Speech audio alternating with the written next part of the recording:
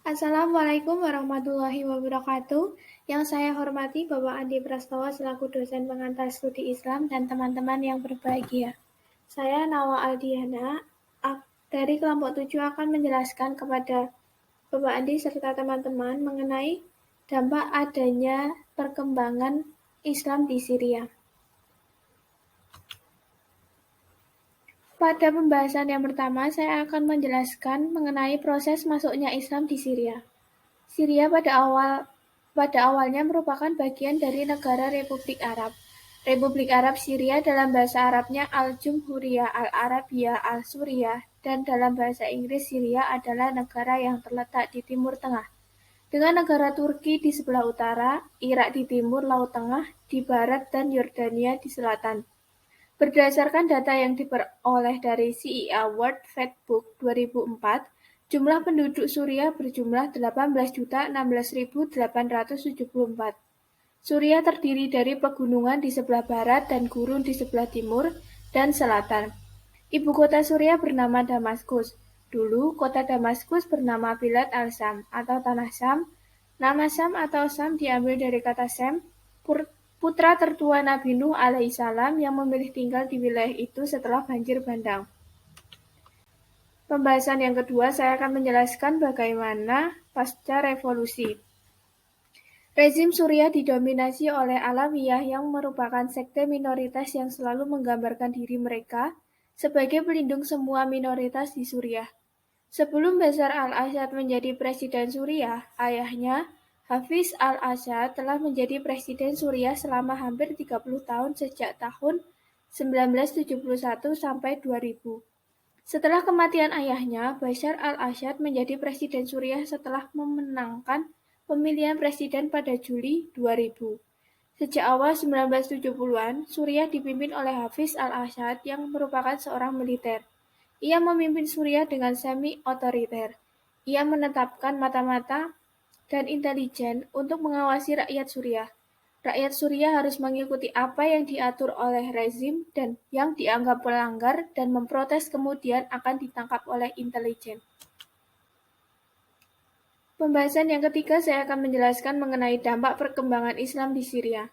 Khalifah menerapkan toleransi beragama sehingga terbentuklah citra positif Islam bagi pemeluk Kristen Nestorian, Kristen Yakobite, dan Yahudi yang mengalami penganiayaan pada masa kekuasaan Bizantium. Hal inilah yang dianggap sebagai faktor terpenting dari kesuksesan pemerintah Islam dalam menata wilayah mereka, di samping nilai pajak yang tidak berlebihan. Dampak kebijakan tersebut, suku-suku Arab yang telah lama menetap di Suriah akhirnya banyak yang memeluk Islam, termasuk suku Ghazan. Pada pembahasan yang keempat, saya akan menjelaskan mengenai dampak perkembangan Islam di Syria. Khalifah menerapkan toleransi beragama.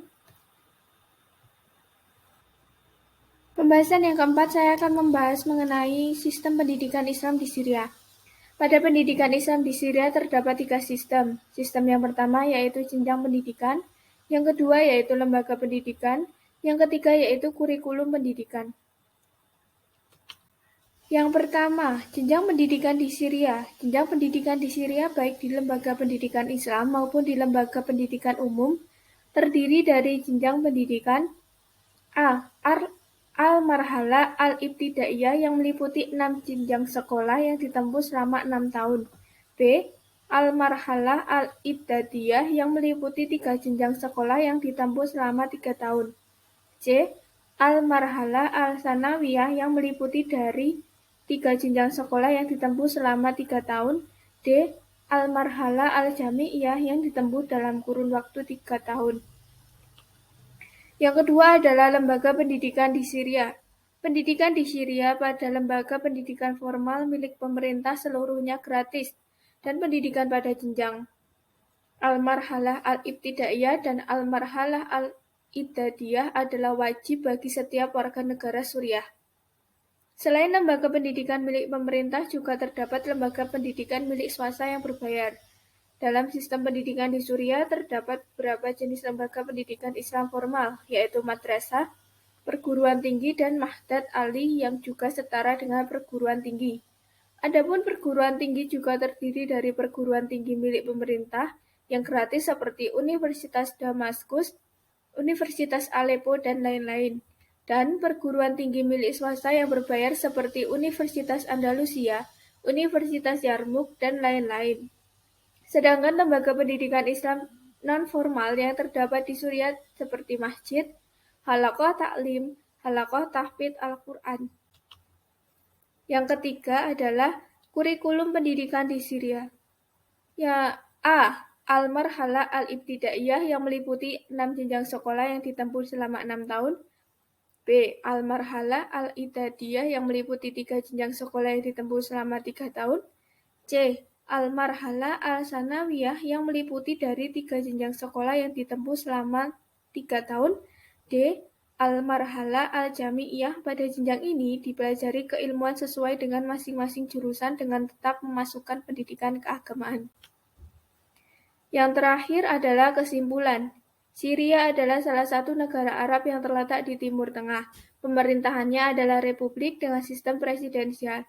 Syria diyakini sebagai pusat peradaban tertua di dunia, di mana putra Nabi Nuh Syam memilih tinggal di sana setelah Bahtera Nuh berlabuh.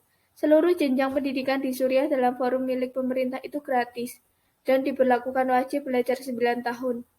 Pada forum pendidikan formal, pendidikan kepercayaan Islam mulai diajarkan pada tahun ketiga jenjang Al-Madrasah Al-Ibtidaiyah, sedangkan dalam forum non-formal, pendidikan agama Islam dimulai semenjak usia dini. Misalnya halaqah tahfidz Al-Quran. Demikian hasil presentasi yang dapat saya sampaikan. Terima kasih atas perhatiannya. Kurang lebihnya saya mohon maaf. Wassalamualaikum warahmatullahi wabarakatuh.